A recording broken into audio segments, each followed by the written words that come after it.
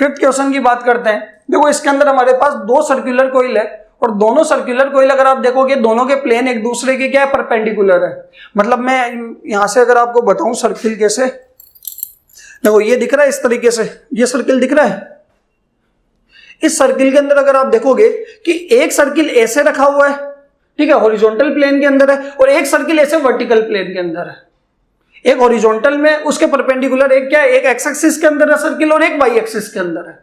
Clear है, ठीक है। तो और अगर आपको पता है कि क्लॉकवाइज करंट जा रहा होगा तो मैग्नेटिक फील्ड उसके अंदर जाएगा, एंटी क्लॉकवाइज में आउटवर्ड जाएगा। और हमें दोनों के मैग्नेटिक फील्ड निकालने सेंटर पे, और क्या करना है, दोनों का वेक्टर सम करना है।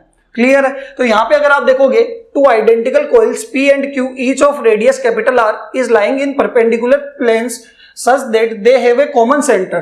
दोनों का कॉमन सेंटर है। ये कह रहा है find the magnitude and direction of the magnetic field at the common centre of two coils if they carry current equal to I and √3I respectively.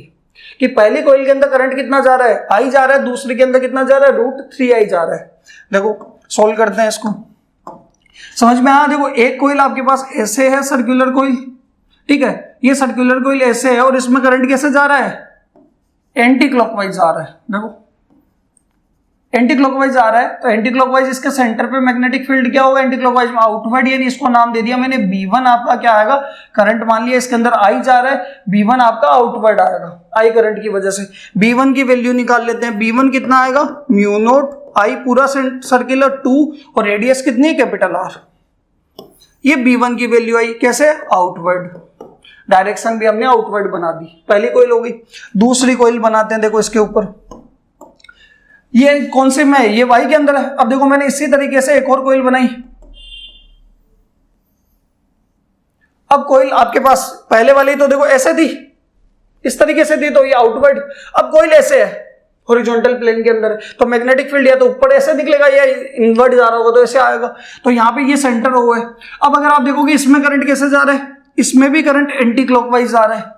अब इसमें भी एंटी क्लॉकवाइज जा रहा है तो इसका मैग्नेटिक फील्ड भी आउटवर्ड होगा। आउटवर्ड कैसे होगा, ऊपर की तरफ। ये आएगा आपके पास B2 और इसमें करंट कितना जा रहा है, √3I।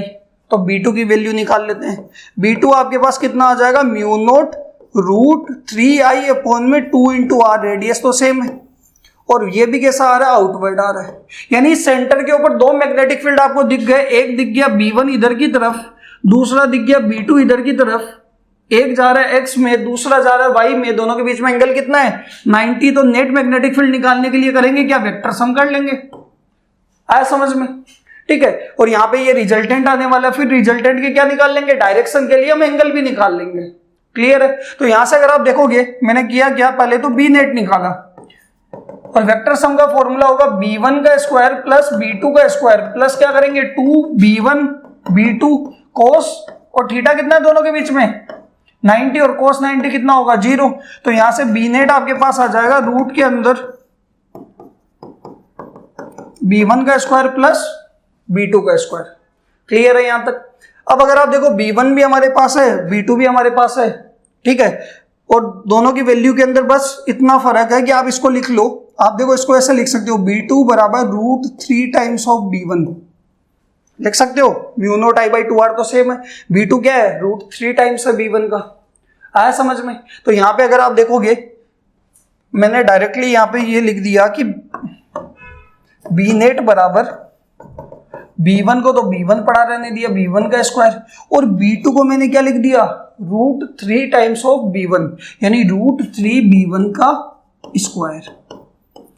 तो ये आपके पास आ जाएगा B1 का स्क्वायर प्लस क्या हो जाएगा 3B1 का स्क्वायर। तो रूट में कितना आ जाएगा 4B1 का स्क्वायर, यानी कितना आ जाएगा 2 टाइम्स ऑफ B1।